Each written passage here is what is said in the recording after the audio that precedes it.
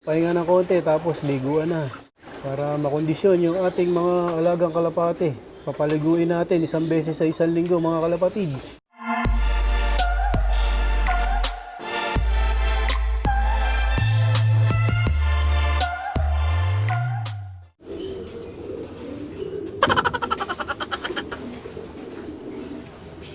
Hulabong! Welcome back mga kalapatids. Dito ulit tayo sa mga breeder dito sa loob ng ibunan mga kalapatids. Ito na nga yung aming mga inakay na hiniwalay. Yan, maganda yung mga kondisyon yan mga kalapatids. Buong buo yung mga dumi niyan. Papayin mo tong yung hen. Tingnan mo kung may itlog na sa Bala kong ibalik yung dating pares niya, yung kay Master Pogi. Yung brown? Oo, yun nandun. Wala ako. Wala pa. Wala ako. Yeah. Wala ako.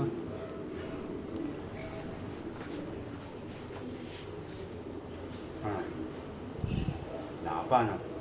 Sige, Paklas. Oo. Pwede mo yung lalaki. Sige, lalaki. Lagay mo muna dun sa stock cock. Meron akong balak na ipares na ibang cock dito mga kalapatids. Yun nga, yung dati niyang kapares. Yung ibon ni Master Pogi. So ito yung dating asawa niyan mga kalapatids nito. Bale ito yung magulang ng Miss Kikas. Sila ulit yung pagbabanggayin ko mga kalapatids. Dati ko na binabalak yan na pagparesin ulit kaya lang hindi matuloy-tuloy. Laging naantala o nadidelay. Laging may na ipapares kami dito. Yun nga yung blue bar na binaklas namin. So dito muna sila sa ngayon. Sasabigin ko sila ng konti mga kalapatids para pag pinagsama natin sila bigay na bigay. Pero yan, magpapares din kaagad tingin ko kasi nga dati na silang pares. Baga walang magiging problema. Pagka nilagay yung barako dito, hindi na magpapatumpik-tumpik yan. Uupo na kagad yung babae o yung hen. So yun, dito naman yung aking pinagpares dito mga kalapatids, ganun pa rin. Nilagyan ko na nga ng pugad tong hen. Wala pa rin. Pero hindi ako nawawala ng pag-asa dito mga kalapatids. Tapos ito na yung aming mga inakay. Mga gawa rin pinakain to mga kalapatids. Napasobra nga ng bigay. Ayun, kitang-kita, ang dami. Di nila naubos. Pero na yan, maghapon na mga kalapatids. Bali yung patuka niyan, walang iba kung hindi ang kalapatids. Breeder mix ni Boss Ronald Gonzales. Tapos yung pinampadikit namin dyan, yung Oregano, Nutregano ng Kampiyon at Bipro X3 na nilagyan namin ng pink minerals. Ilan ba to? 5 yung aming brown. Tapos 4 na blue bar.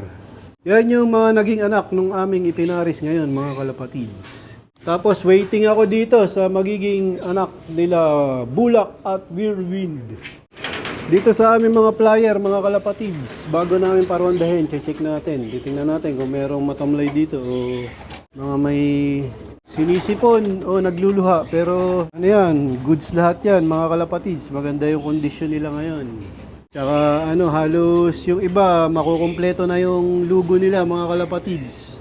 So yun, okay naman sila lahat. Ito yung lagi naming hinihiwalay. Hindi ko na siya hinihiwalay kasi nga nakakapagod at stress din para dito sa ibon pagka laging hinuhuli at hinihiwalay. Pero mga ilang araw na namin tong sinasabay, okay naman. Time check 7:42. Yan, papakulan na natin sila. Basta na mga kalapatids. Buksan na natin tong trapdoor nila. Yun, nabasa na. Ganda nga ng panahon ngayon mga kalapatids. Blue sky. May pa nga yun, may buwan. Yung mga kalapate ko nawala na. Ayun na. Yan. Ayun, sa may antena mga kalapatids, ang layo na agad nila. Palayo na agad. Pag maayos nga yung lipad ng ibon, ibig sabihin wala silang nararamdaman na sakit. So yun, wala na. Natakpan na sila ng building mga kalapatids.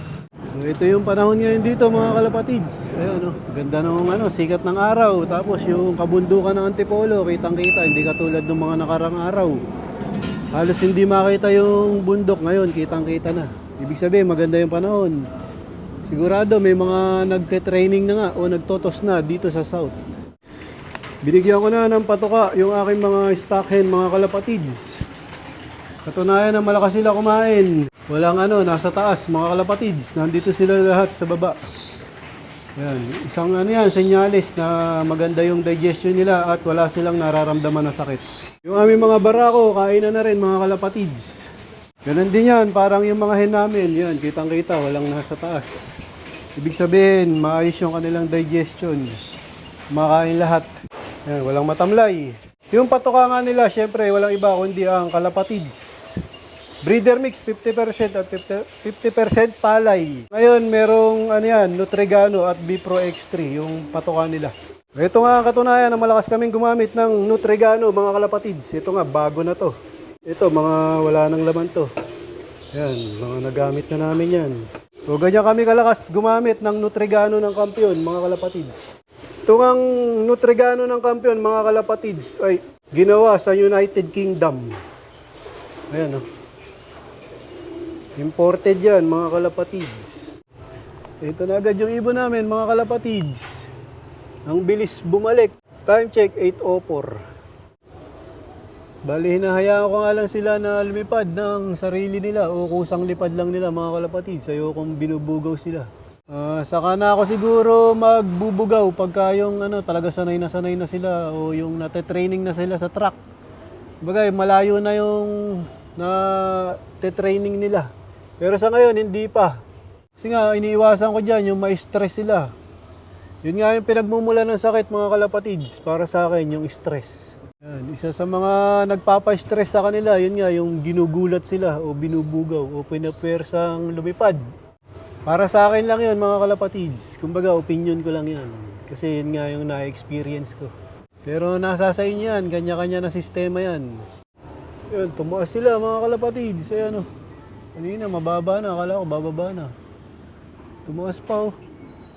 Sana may mga kasabay na grupo na nagte-training, mga kalapatids, para sumabay sila. Ito, mukhang bababa na talaga to mga kalapatids. Ang baba na, oh. Ayan, ito na yung nangunguna sa pagbaba.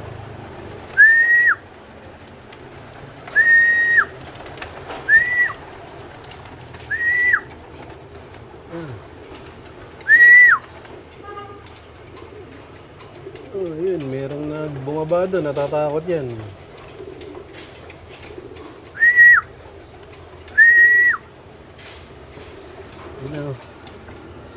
Yun, si Boy Barako, yung checkered white flight. Yan, nasa landing board na lahat sila mga kalapatids. Yan, pasukan na lahat.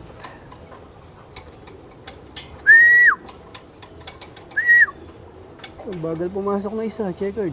Yun. Yun, pasok lahat. Time check, 8:14. Bali, araw nga ng paligo nila ngayon, mga kalapatids. Naglagay ako ng batya na may tubig. Tapos nilagyan ko ng blue salt ng Sesparma by Janso. Pagkatapos nilang mag-exercise at kumain, mga kalapatids, pahinga ng konti, tapos liguan na. Para makondisyon yung ating mga alagang kalapate. Papaliguin natin isang beses sa isang linggo mga kalapatids. Malakas nga magpakondisyon yan yung pagpaligo o yung self bath mga kalapatids. Malakas nga magpaganda ng balahibo yung pagpapaligo sa kanila isang beses sa isang linggo mga kalapatids. Kaya nga hindi lalampas ang isang linggo na hindi sila makakaligo mga kalapatids. Kasi nga ito yung isa sa mga importante, yung makaligo sila mga kalapatids. So, dito ko natatapusin ang video ko para sa araw na to. Please like, share, comment, subscribe. Keep safe. God bless. Ingat mga kalapatids.